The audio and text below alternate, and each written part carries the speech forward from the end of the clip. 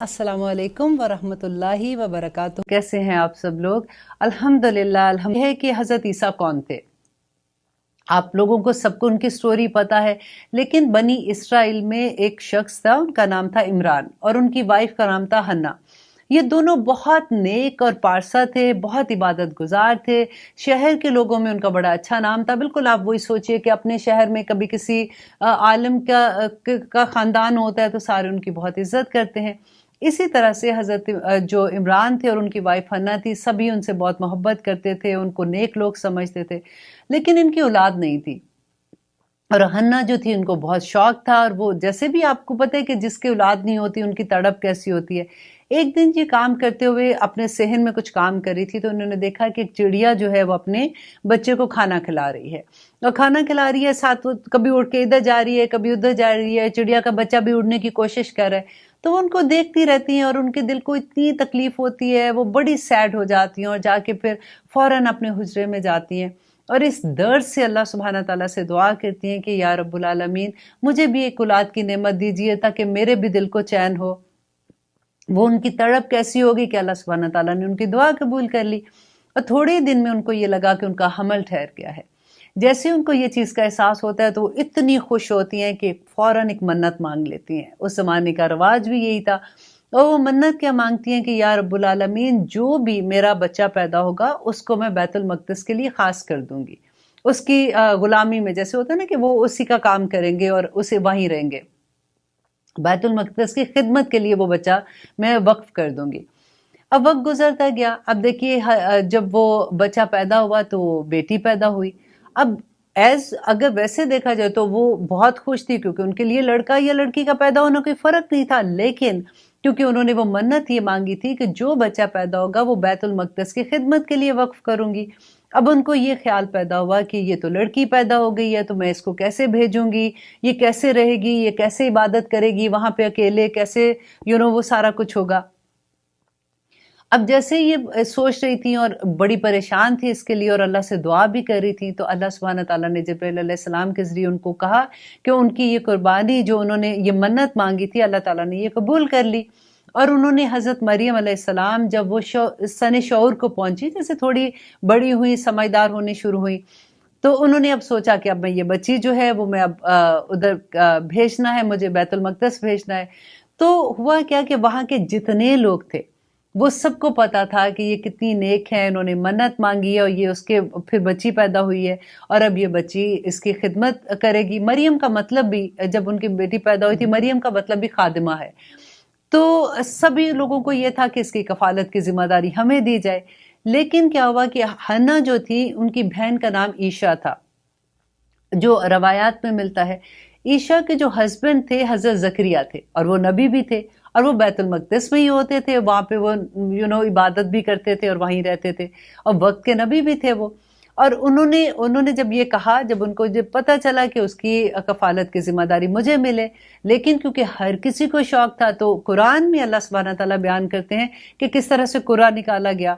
और कुर्रा भी जब निकाला गया तो फिर हर दफ़ा हज़रत ज़करिया की बारी निकल आती थी, तो फिर सब लोगों को ये पता लग गया कि चलो ये अल्लाह की इसमें मर्जी है, और सब बैक ऑफ हो जाते हैं जैसे, तो फिर हज़रत ज़करिया उनकी कफालत की जिम्मेदारी लेते हैं। अब होता क्या है कि हज़रत ज़करिया जो है वो बैतुल मक़दिस के साथ एक छोटा सा हुजरा बना देते हैं। वहां पे हज़रत मरियम जो है वो रहना शुरू हो जाती हैं, और रात के वक्त वो उनको अपनी खाला के पास ले आते थे, वो वहां पे सोती थी और सुबह वापस चली जाती थी, इबादत करती थी। एक दिन क्या हुआ कि हज़रत ज़करिया उनके हुजरे में गए, तो क्या देखते हैं कि बेमौसमी फल वहां पे पड़े हुए हैं। तो वो हैरान होते हैं, वो कहते हैं कि मरियम, ये फल कहाँ से आए हैं? तो वो कहती हैं कि ये मुझे बस मेरे पास आ जाते हैं, मेरे पास अल्लाह सुब्हाना ताला किसी तरह से भेज देते, मैं खा लेती हूँ इनको। तो वो बड़े पर हैरान होते हैं, और वो फौरन अपने हुजरे में वापस जाते हैं, और अल्लाह सुब्हाना ताला के सामने खड़े होकर गिड़गिड़ा के दुआएं मांगते हैं, क्योंकि हज़रत ज़करिया अलैहिस्सलाम की भी औलाद नहीं थी, और उनको बड़ी ख्वाहिश थी कि उनकी औलाद हो। वो अल्लाह सुब्हाना ताला से कहते हैं कि या रब्बुल आलमीन, आपने बेमौसमी फल अगर दिए हैं, तो आप, मैं बूढ़ा हूँ, मेरी बीवी बांझ है, तो आप हमें भी, बेमौसमी बात हो जाती है ना, तो हमें भी औलाद की नेमत से नवाज दीजिए। उनकी दुआ कबूल हो जाती है।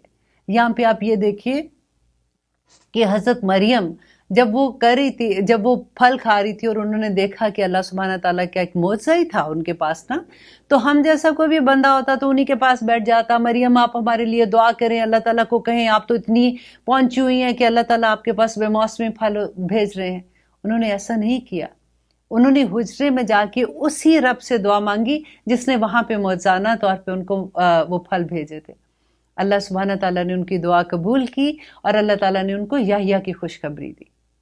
اب کیا ہوا کہ حضرت مریم جو ہیں وہ اپنے حجرے میں رہتی تھی، عبادت کرتی تھی، اور پھر جا کے وہ بیت المقدس کی صفائی وغیرہ کا بھی کام کرتی تھی۔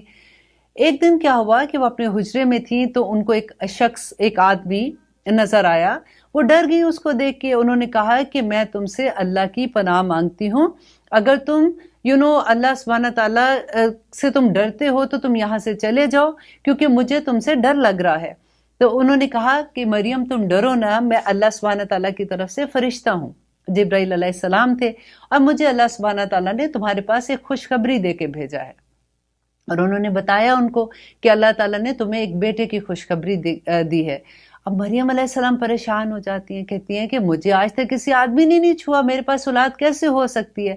اور جبرائیل علیہ السلام ان کو کہتے ہیں کہ یہ اللہ تعالیٰ کا حکم ہے، اور اللہ تعالیٰ کی طرف سے تمہارے اوپر یہ اللہ کا یہ پیغام ہے تمہارے لیے کہ تمہیں اللہ تعالیٰ ایک بیٹے سے نوازے گا، اور وہ جو بیٹا ہے نا وہ حضرت عیسیٰ ہوتے ہیں۔ اب پھر کہتے ہیں کہ جبرائیل علیہ السلام نے ان پہ پھونکا اور وہ پریگننٹ ہو جاتی ہیں۔ جیسے ان کا حمل ٹھہر جاتا ہے اور پھر وہ جب بچہ ڈیلیور کرنے کا ٹائم ہوتا ہے، وہ ایک وہاں سے جاتی ہیں کیونکہ وہ ڈرتی ہیں، ان کو یہ ہوتا ہے کہ اب بستی کے لوگ کیا کہیں گے، لوگ تو نہیں یقین کریں گے اس بات کو۔